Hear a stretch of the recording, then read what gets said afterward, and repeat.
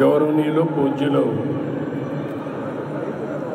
ప్రజ్ఞానంద సరస్వతి స్వామీజీ second క్షేత్ర పీఠాధిపతి, president Vasavi trust doctor PN Govindarajulu గారు, వాసవి ట్రస్ట్ సెక్రటరీ కోట్ల శ్రీ వెంకటరాజా గారు, సహచర మంత్రివర్గ సభ్యులు టీజీ భరత్ గారు, గౌరవనీయులు సహచర మంత్రివర్గ సభ్యులు నిమ్మల రామానాయుడు గారు, గౌరవ శాసనసభ్యులు పీతాని సత్యనారాయణ గారు, గౌరవ శాసనసభ్యులు బోలిశెట్టి శ్రీనివాస్ గారు, ఏపీఐఏసీ చైర్మన్ మంత్రి రామరాజు గారు,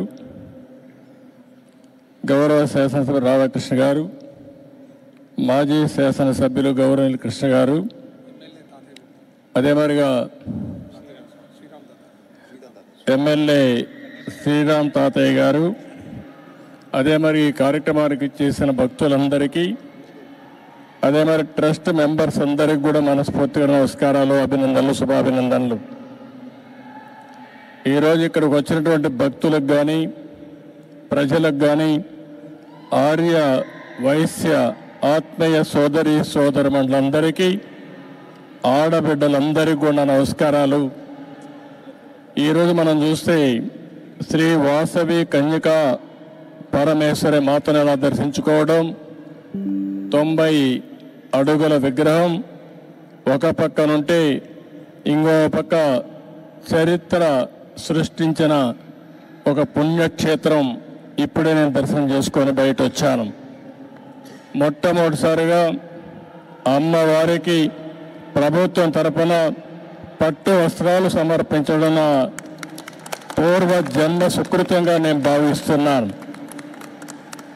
ఆర్య వయస్సుల ఎలవేల్పు, స్త్రీల ఆత్మగౌరవాన్ని చాటిన కలియుగ పార్వతీదేవి శ్రీ వాసవి కన్యకా పరమేశ్వరి అమ్మగారు.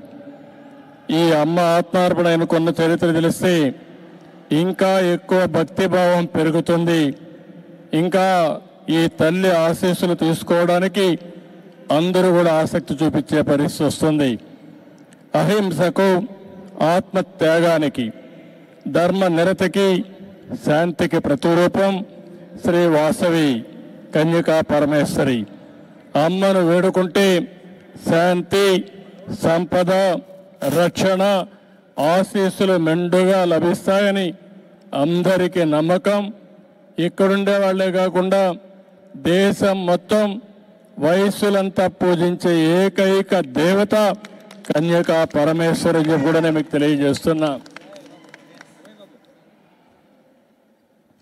ఇంకో పక్కన చూస్తే 2600 ఏళ్ల క్రితం ఈ తల్లి చరిత్ర అందరం కూడా ఒకసారి స్మరించుకోవాల్సిన అవసరం ఉంది.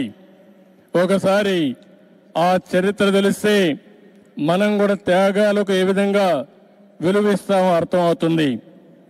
ఇక్కడే మీరు చూస్తే 2600 సంవత్సరాల కంటే ముందు పెనుగొండ పాలకులు ఆర్య వయస్సులైన కుసుమ శ్రేష్ఠి కుసుమాంబ దంపతులకి పుట్టిన కుమార్తె వాసవి కన్యకా పరమేశ్వరి.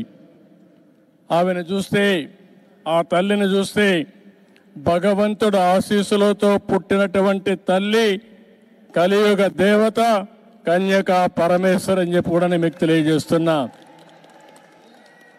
దేవుణ్ణి చూసినప్పుడు ఒక వరం ఇచ్చాడు. ఆ వరం ప్రకారమే ఆమె ఇక్కడ పుట్టింది. పుట్టడమే కాదు, గుణవంతురాలు, తెలివైనది, సమాజం పట్ల అత్యంత బాధ్యత కలిగినటువంటి వ్యక్తిగా పుట్టుకతోనే లక్షణాలతో పుట్టి ఆవిడ పెరిగే పరిస్థితికి వచ్చింది. అలాంటి ఆడబిడ్డ ఆ రోజుట్లోనే రాజమహేంద్రవరాన్ని పరిపాలించే విష్ణువర్ధుడని రాజు పక్కనే పరిపాలించేవాడు. ఈవిడ గుణగణాలు తెలుసుకుని ఆయన ఈవిడ్ని పెళ్లి చేసుకోవాలని వాళ్ళ తండ్రితో సంప్రదించే పరిస్థితికి వస్తారు. కానీ ఆ రోజు చూస్తే 714 మంది గోత్రీకులు కుసుమ శ్రేష్ఠి దీనిపైన అడగ్గా వాళ్ళకు సంబంధించిన వ్యక్తులు 102 మంది గోత్రీకులు అంగీకరించలేదు. ఆవిడకి కూడా ఇష్టం లేదు. ఇష్టం లేనప్పుడు ఆవిడ పెళ్లికి నిరాకరించింది. దానిపైన ఆ రోజుట్లోనే మనం చూసాం. ఎవరైతే విష్ణువర్ధనుడు ఆగ్రహం చెంది నాలాంటి వాణ్ణి కాదంటారని ఎక్కువ ఆగ్రహాన్ని పెంచుకొని ఏం చేయాలో చేస్తానని చెప్పి ఇష్టానుసారంగా మాట్లాడే పరిస్థితికి వచ్చింది. ఒక పక్క తల్లికి ఇది అధర్మం అని తెలుసు, న్యాయం పైన నిలబడాలని తెలుసు. కానీ అదే సమయంలో సాంప్రదాయానికి కట్టుబడి తన వల్ల రక్తపాతం జరగకూడదని వాసవి దేవి అగ్ని ప్రవేశం చేశారు. శాంతిని కాపాడాలని ఆత్మ బలిదానం చేశారంటే అది తల్లి చూపించిన చొరవ. 2600 సంవత్సరాల కంటే ముందు ఆవిడతో 102 మంది గోత్రీకులు కూడా ఆత్మార్పణ చేశారు. అంటే మనందరం గుర్తుపెట్టుకోవాల్సింది, ఆ రోజుట్లోనే యుద్ధాలు జరిగేటివి, రక్తపాతం చిందించేవాళ్ళు. కానీ ఒకే నిర్ణయం చేసి నా వల్ల సమాజానికి ఎక్కడ కూడా హింస రాకూడదు, ఎవరికి కూడా ఇబ్బంది కలగకూడదని ఆ దేవి ఆ రోజు ఆత్మార్పణ చేసే పరిస్థితి వచ్చింది.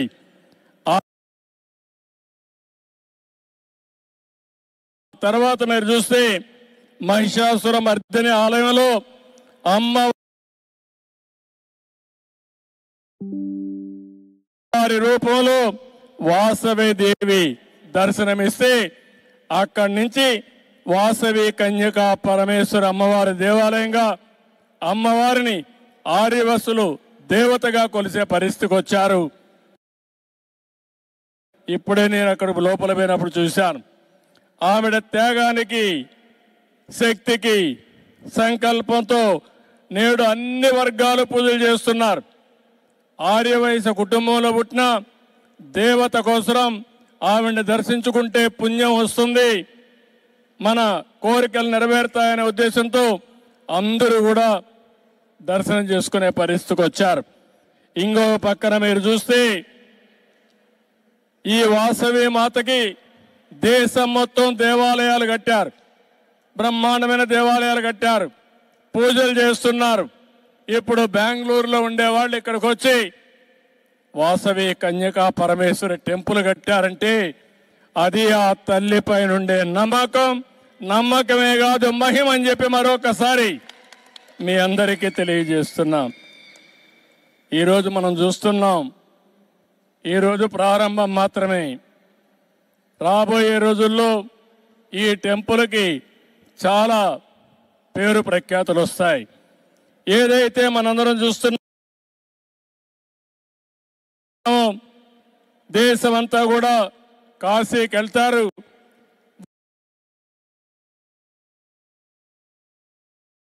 వయస్సులు తల్లి పైన నమ్మకం ఉండే వాళ్ళందరూ కూడా పెనుగండకు వచ్చి తల్లిని దర్శనం చేసుకుంటారు. అది ఈరోజు ఈ తల్లి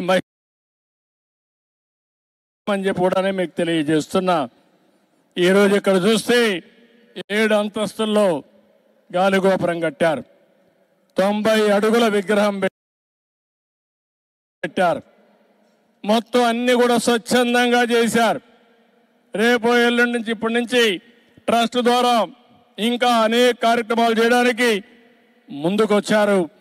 దాతలందరినీ పేరు పేరున ఈ శుభదినాన పవిత్ర సమయంలో అభినందిస్తున్నా, వాళ్ళ సేవలు కొనియాడుతున్నానని చెప్పి కూడా నేను మీకు తెలియజేస్తున్నా.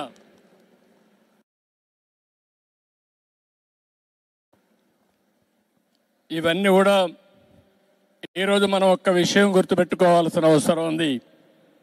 ఆర్య వయస్సులు కూడా ఒక్క నిమిషం మనం ఆలోచించాల్సిన అవసరం ఉంది.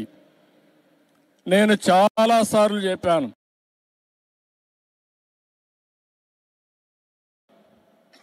సమాజంలో కష్టపడి పని చేసేవారు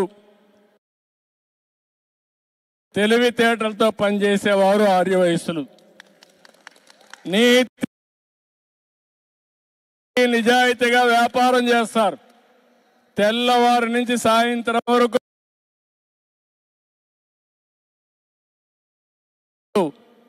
దీక్షగా పనిచేస్తారు. అదే సమయంలో సంపాదించిన డబ్బులు కొంత డబ్బులు ఏదైతే ప్రజల సేవకు ఖర్చు పెట్టే ఏకైక కులం ఆర్య వయసులు అని చెప్పి కూడా నేను మీకు తెలియజేస్తున్నా. ఇది ఇప్పుడు వచ్చింది కాదు, వాళ్ళ బ్లడ్లోనే వచ్చింది, వారసత్వంగా వచ్చింది. ఎక్కడ అవినీతి చేయరు, అవినీతి చేయాలనే ధ్యాస లేదు. కష్టపడి సంపాదిస్తారు. అందులో వాళ్లకు తోచిన విధంగా దాన కార్యక్రమాల కోసం, ధర్మ కార్యక్రమాల కోసం వెచ్చించే వ్యక్తులు ఆర్య వయస్సులు అని చెప్పి కూడా నేను మీకు తెలియజేస్తున్నా. వారిని మనస్ఫూర్తిగా అభినందిస్తున్నా. వారు కూడా ఇప్పుడిప్పుడు కొద్దిగా వ్యాపారాలు, పెద్ద వ్యాపారాలు చేస్తున్నారు. కానీ ఒకప్పుడు చిరు వ్యాపారాలకే పరిమితం అయ్యారు. ఎక్కడన్నా కిళ్ళీ కొట్టు ఉంటే ఆ కిళ్ళీ కొట్టు ఆర్య వసూలు తప్ప వేరే వాళ్ళది కాదు. ఇది ఇవన్నీ కూడా అన్ని కొట్టులు వేరే ఉండేటివి. ఇప్పుడిప్పుడు కొద్దిగా ఆ కిరాణా కొట్లు కూడా వేరే వాళ్ళు పెట్టేసే పరిస్థితికి వచ్చారు. కాబట్టి ఇవన్నీ కూడా మల్టీ ఛానల్స్ వస్తున్నాయి, మార్ట్లు వచ్చేస్తున్నాయి, షాపింగ్ మాల్స్ వస్తున్నాయి, అనేక ఇది వచ్చాయి. కానీ ఎన్నోసార్లు చెప్పాను, అందుకే ఆర్య వయసుల కోసం ఒక కార్పొరేషన్ పెట్టి మీ తెలివితేటలు ఉపయోగించి మిమ్మల్ని కూడా వ్యాపారస్తులుగా తయారు చేయాలని తెలుగుదేశం పార్టీ ముందుకు వచ్చామని చెప్పి కూడా నేను మీకు తెలియజేస్తున్నా. భవిష్యత్తులో ఇంకా ఎక్కువ చేస్తాం. కన్యకా పరమేశ్వరి తల్లి మనకు అండగా ఉంటుంది. ఆ ఆశీస్సులు ఉంటాయి. తప్పకుండా మీ అందరికీ న్యాయం జరుగుతుంది. ఈరోజు ఈ తల్లి దయ వల్ల నిన్న నేను వాట్సాప్ గవర్నెన్స్ పెట్టాను. అంటే మీరు ఏ ఆఫీసుకు పోయే పని లేదు. మీ ఇంటి దగ్గర కూర్చొని ఫోన్లో ఒక మాట చెప్పినా, ఫోన్లో కొట్టినా సర్టిఫికెట్లు కానీ పనులన్నీ అయ్యి మళ్ళీ మీకు మెసేజ్ ఇచ్చే పరిస్థితికి ఈ ప్రభుత్వం తీసుకొస్తున్నామని చెప్పి కూడా నేను మీకు తెలియజేస్తున్నా. నా ఆలోచన ఒకటే, ఎవ్వరికి ఇబ్బంది రాకూడదు. ప్రభుత్వం అనేది ప్రతి ఒక్కరికి మిత్రులుగా ఉండాలి, శ్రేయోభిలాషగా ఉండాలి. మీ కష్టానికి తగిన విధంగా ప్రభుత్వం కూడా సహకరించాలి. ఆర్థికంగా కావచ్చు, అదే మరిగా ఎక్కడన్నా క్లియరెన్స్ ఇవ్వాలంటే క్లియరెన్స్ పరంగా కావచ్చు, భద్రత కానీ ఏది కావాలన్నా మీకు చేసే పరిస్థితి రావాలని ఈరోజు ఈ ప్రభుత్వం ముందుకు వెళ్తా ఉంది. ఈ ప్రభుత్వం మీది, ఈ ప్రభుత్వం మనది. నేను ఒకటే చెప్తున్నాను, మీ అందరినీ సుఖ సంతోషాలతో చూడడమే ఈ ప్రభుత్వం యొక్క ధ్యేయం అని చెప్పి కూడా నేను మీకు తెలియజేస్తున్నా. అందుకే ఈరోజు తల్లి దగ్గర నేను కూడా మీ అందరికీ చెప్తున్నా, 2047కి ఒక విజన్ తయారు చేసుకున్నాం. అది కూడా మీరు చూస్తే స్వర్ణ ఆంధ్రప్రదేశ్ విజన్ 2047 తయారు చేశాం. దాని ప్రకారం ముందుకు పోతున్నా. ఈ విజన్లో ఎక్కువ పాత్ర పోషించాల్సింది ఆర్య వయస్సులు కూడా పోషించాల్సిందిగా వారందరినీ మనస్ఫూర్తిగా కోరుకుంటూ చేస్తారని చెప్పి ఆశిస్తూ అందరికీ నమస్కారాలు. అదే మరిగా మరొకసారి కన్యకా పరమేశ్వరికి నా ప్రణామాలు తెలియజేస్తూ నేను ఆ తల్లిని మొక్కుంటూ ఆ తల్లి రాష్ట్రాన్ని చల్లగా చూడాలని, ఆ ఆశీస్సులు మనకు ఉండాలని మరొక్కసారి ప్రార్థిస్తూ మీ అందరి దగ్గర సెలవు తీసుకుంటున్నా. జై హింద్.